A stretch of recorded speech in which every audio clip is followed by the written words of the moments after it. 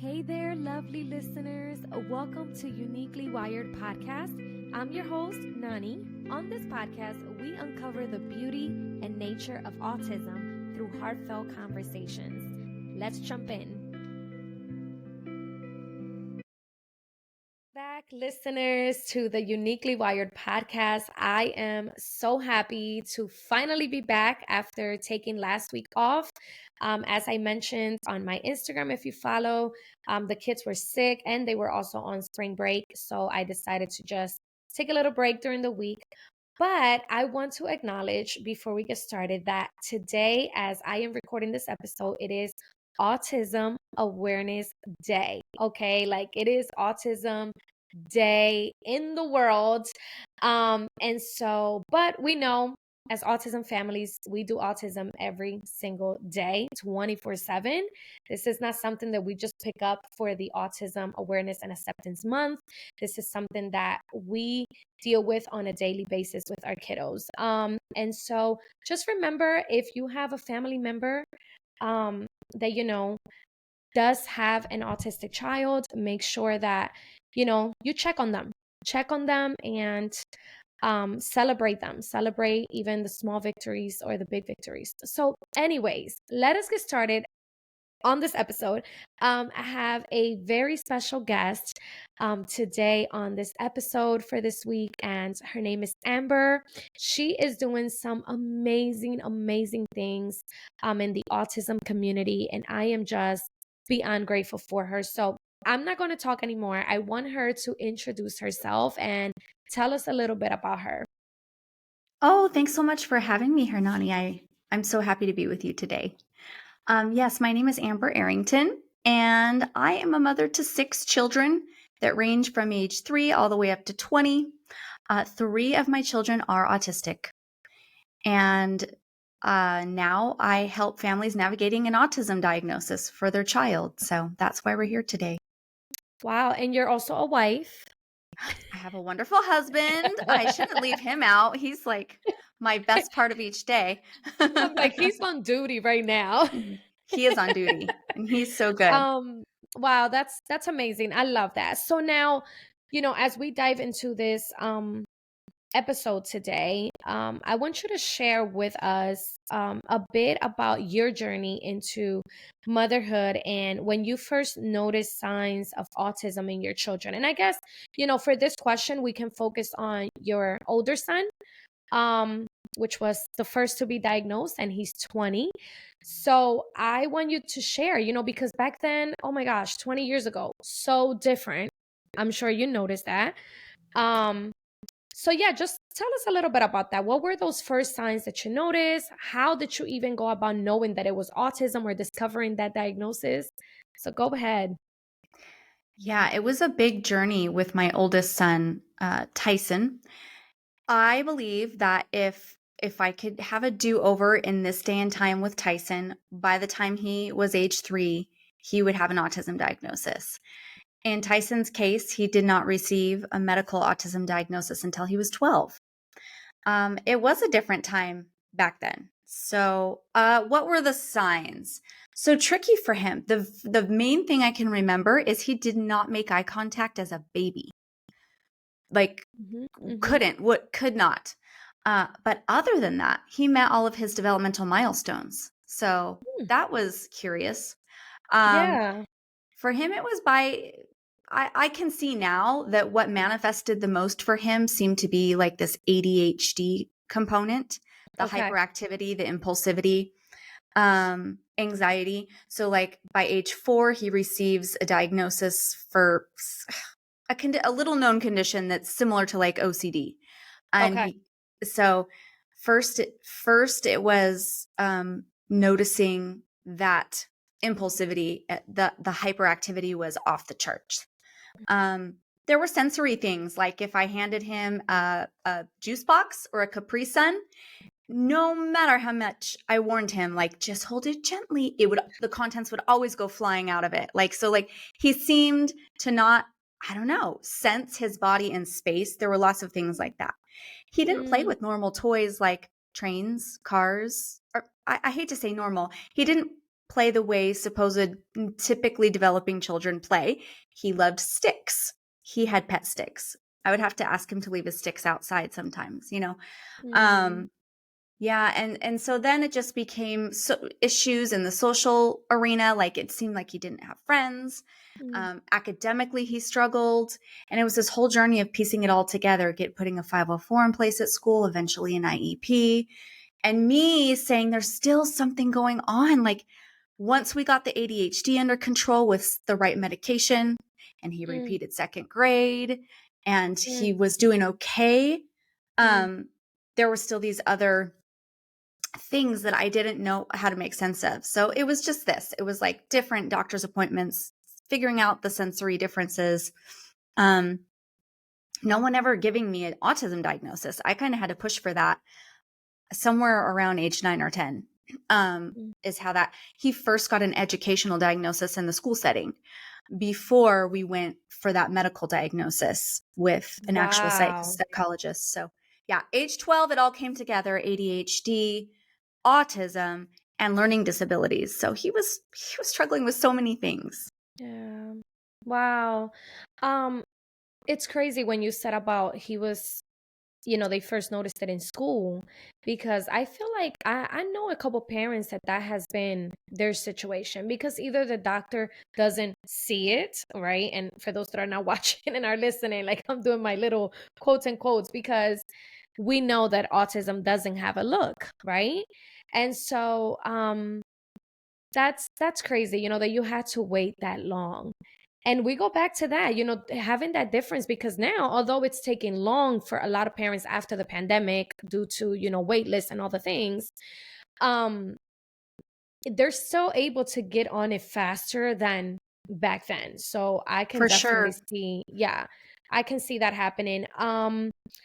Now I wanted to ask, raising one autistic child can be, challenging enough. How did you feel when you discovered that three of your children were autistic? And in this case, let's just say two of your other autistic children were autistic because at this point you already have his diagnosis. Hmm. Um, and now these are little, right? How old are they again? The two younger My ones? little ones, they're 3.5, and 5. Okay. My little Okay. So girls, tell us a yeah. little bit about that.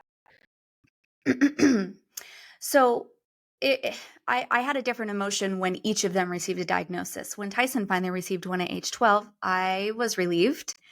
I felt like I wasn't crazy. I felt like I had something to work to support him now that, like, although looking back, like I knew nothing about autism even then when he was 12. But it felt good to have the diagnosis in hand. So I didn't say this piece. So building my family took us 20 years. So my first 4 children, we adopted them all as babies. So my first 4, I had them within 4 years, from 2 different birth moms. So my oldest autistic son was adopted. So there's that piece. So then, almost 20 years in, IVF finally works for us, and that's how I have my 5-year-old Mallory now. So 20 years in the making, this miracle, I was not expecting Mhm. autism. I because because raising Tyson, and this is not his fault, but it Mhm. was so challenging for me, um, because I just didn't know. I didn't know what I didn't know. I wish I could do it over again many times. That I associated hard with the word autism. So when Mallory received the diagnosis at 27 months, I believe, I was devastated, and that took some work. Then a year later, to the day, April 29th, my baby was also diagnosed, but she had been meeting all her milestones, and I was not expecting it. That's a story around how that happened. I thought I Mm, knew. I thought I knew the signs. I was blindsided. So it was like the first one, I was relieved. The second one, I was felt devastated. The third one, I came to peace pretty quick because I know autism at this point, right? And I'm like, I know what we'll do with her. It's going to be okay. Um, mhm. I feel like I might have sidestepped the actual question. Did I miss a piece? No, no, no. I think that's you're pretty much sharing, and I like what you're sharing right now.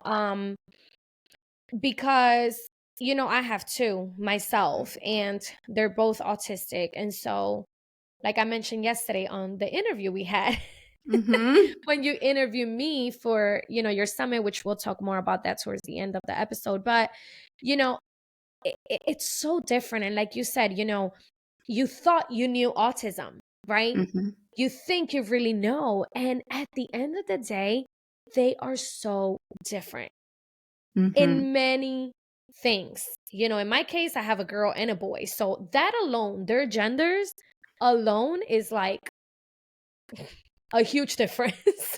A huge difference. Yeah. But when you add the autism, it's even more challenging. And like you said, it's not their fault.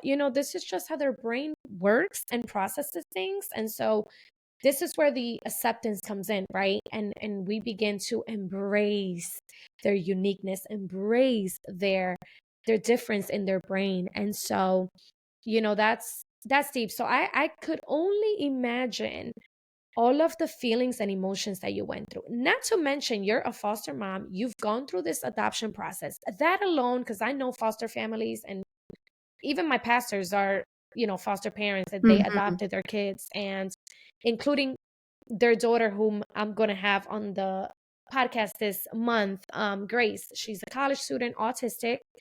And Love it. so, you know, but adopted as well, so you don't plan for those things.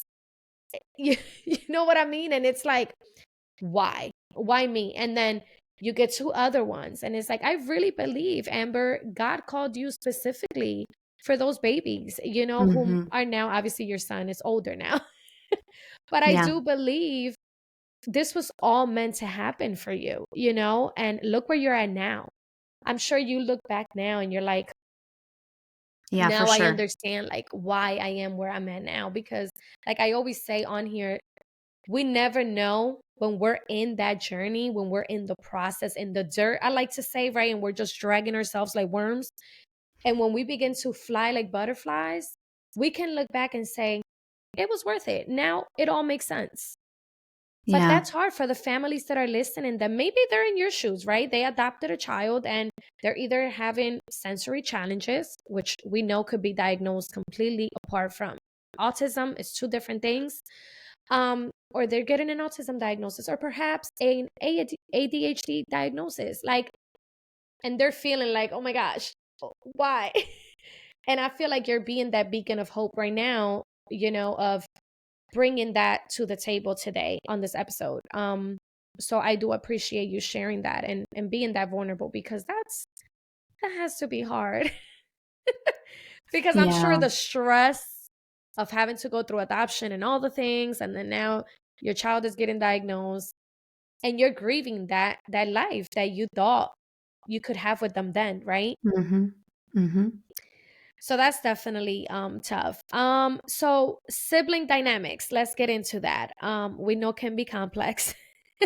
How do you encourage understanding, empathy, and cooperation among your non-autistic children? Now, let me just ask really quick. Are they speaking? Like, are they verbal? The three autistic ones? Yeah. Yes. My three children are speaking. Mm-hmm. They Okay. are. Okay.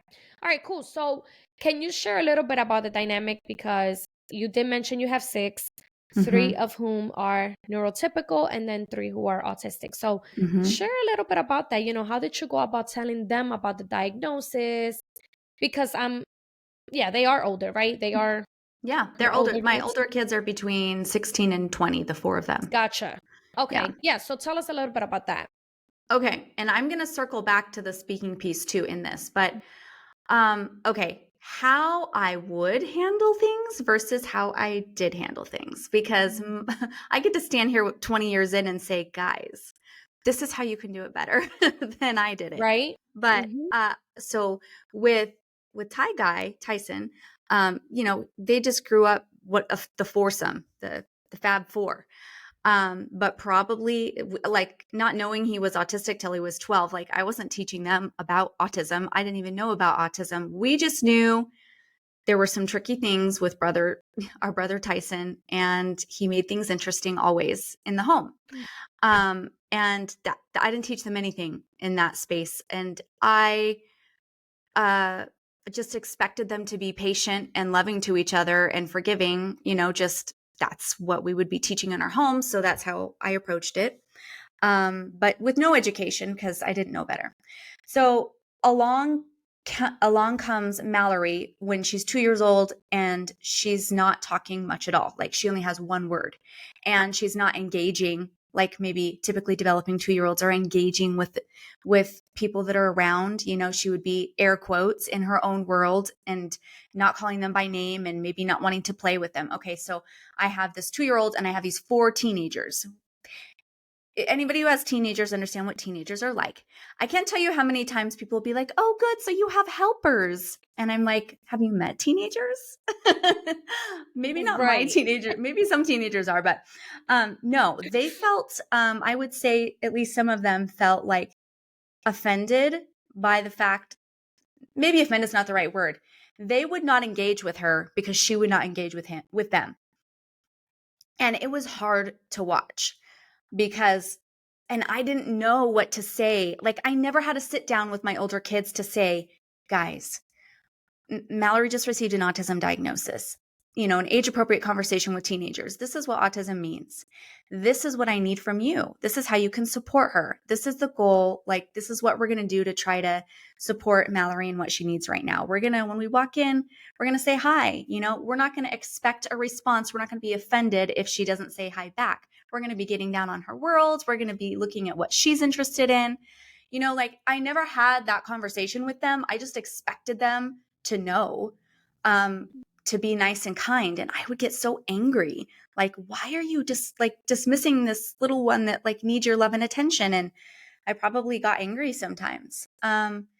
I can say to this day, I've had more conversations with them now about autism for sure, but I never had a proper like sit down conversation about it all and how that applies to each of their siblings because they're teenagers, they're coming and going, they're so busy, they're really self-absorbed.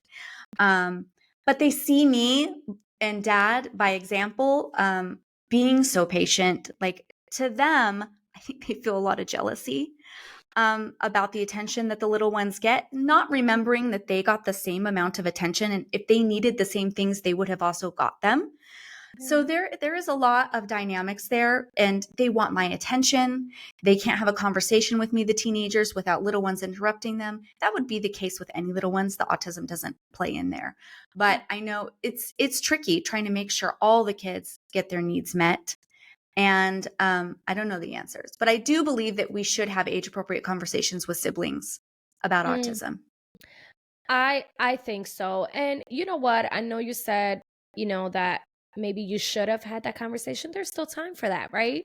Mm-hmm. It's never too late. And I feel like when you mentioned, you probably got angry a lot of times. Yeah. um, that's okay. I think you, I mean, not to say that you're not anymore, but at that time you were still diving into the world of autism yourself. Like, I Yeah. mean, we weren't born knowing these things. We had to learn them as we went. And I think that's just life in general.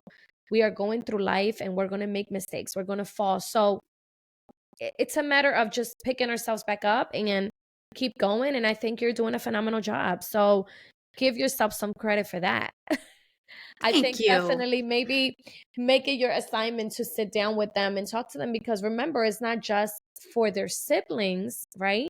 But it's also for them to know about other kids around them and Yeah. perhaps teenagers or adults, right? Um, so Amber, can you tell me the difference of how it was raising your 20-year-old autistic son back then, right? And let's just say when he received the diagnosis. We won't Mhm. even go when he was like a child, but let's jump right into when he got his diagnosis. How was it then compared to how you're doing things now when with, your younger ones? Mm.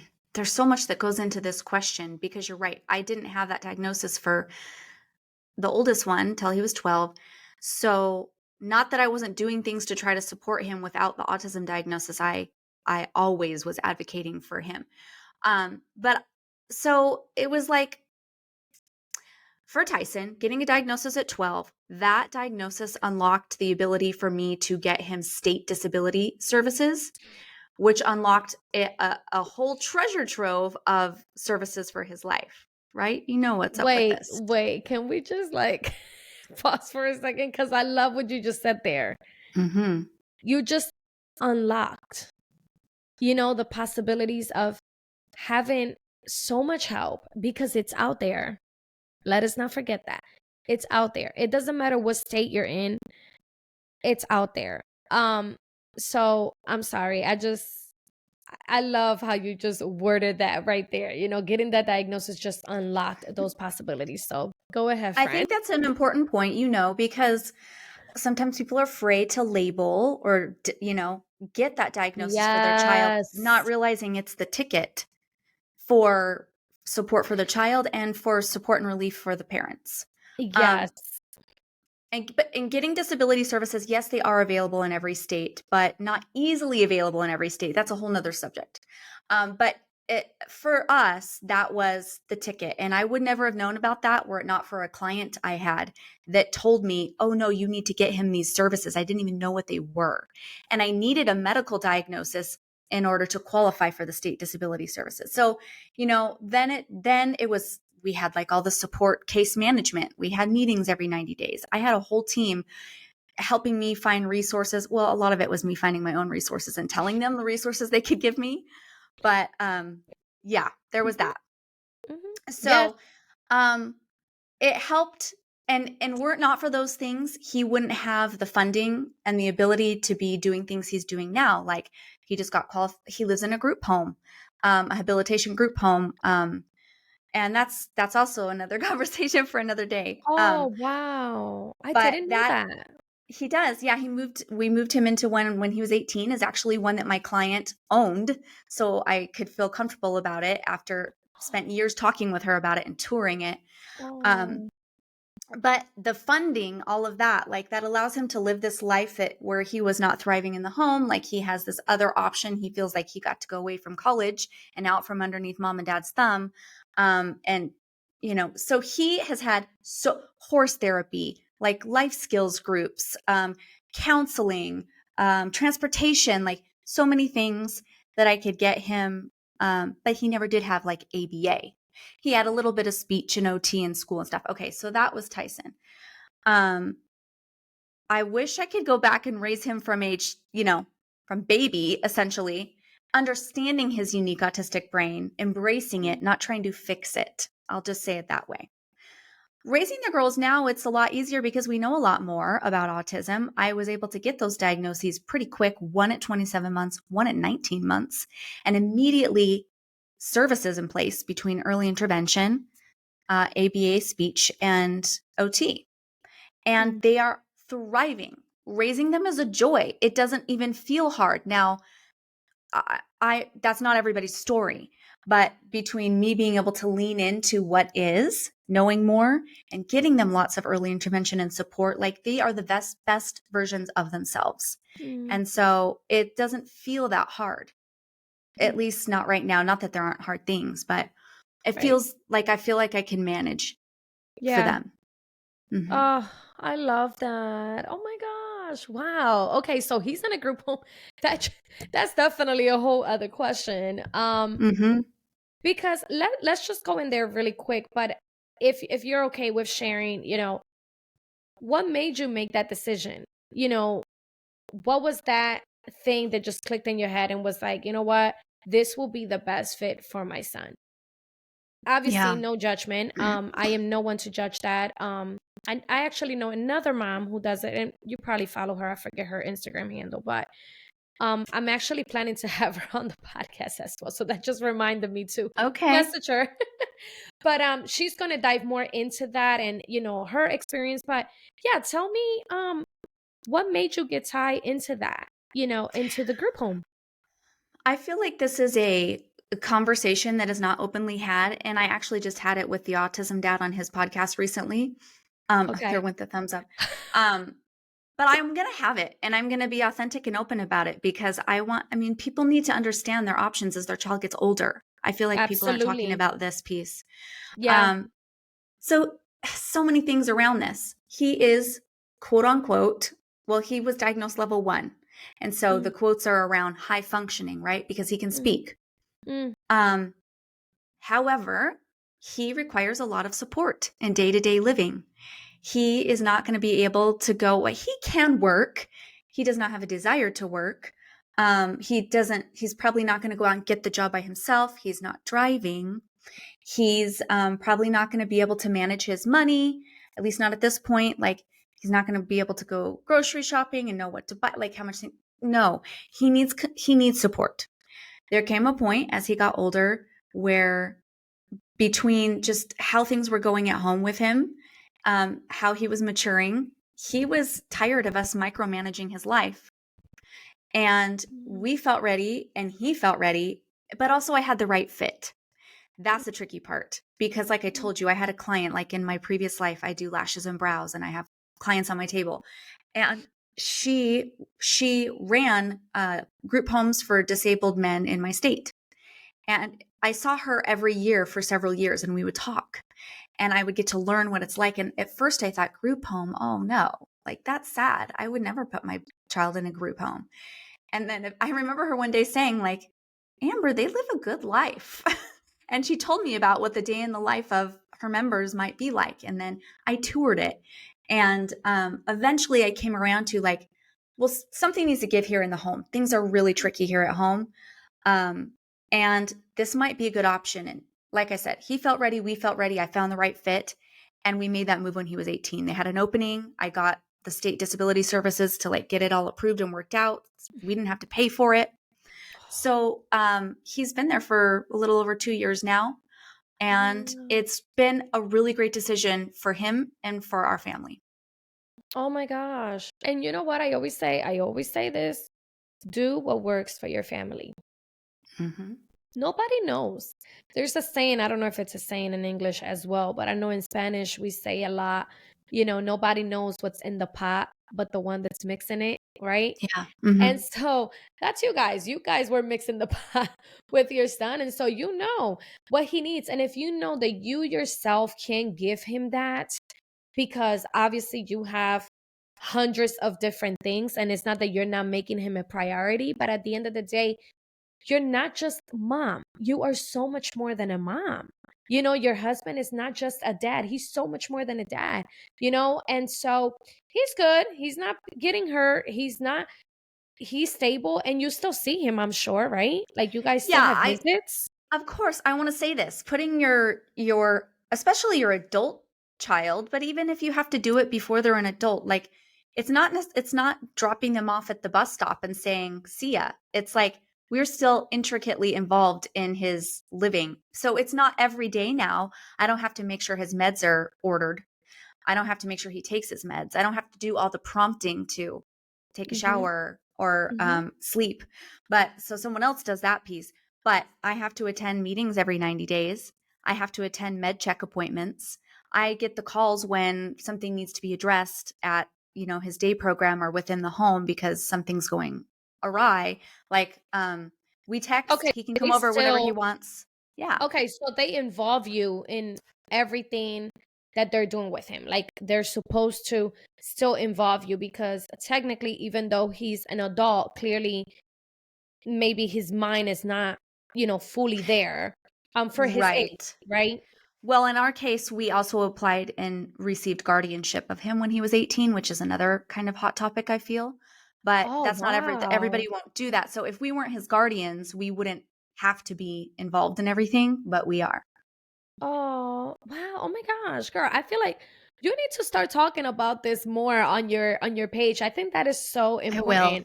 important. There's so many like foster parents out there now, and parents that are adopting, that I think it's good to give them that glimpse of hope, that it's still possible to do it, right? Um okay, so I have another question before my last question.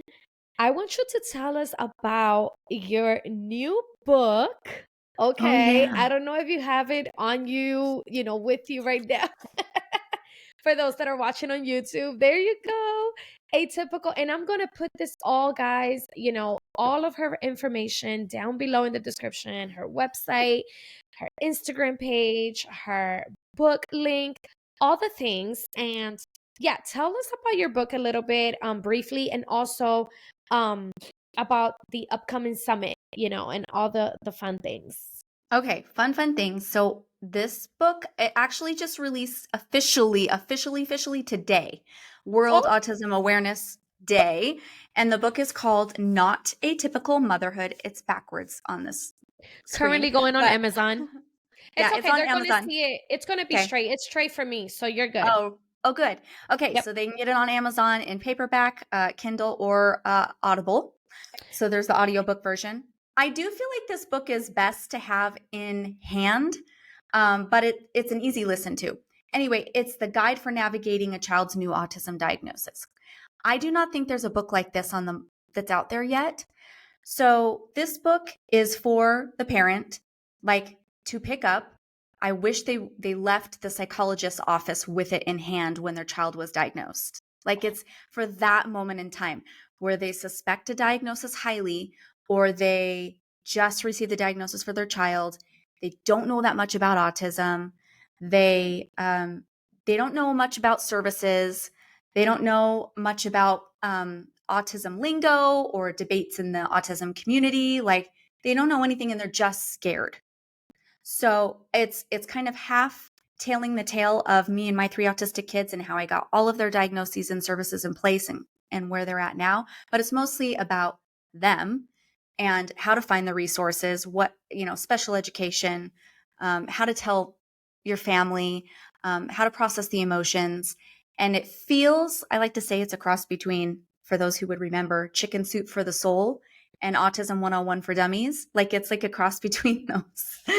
Yeah, That. yeah. So Oh, I that's the love book. that. I love that, Amber.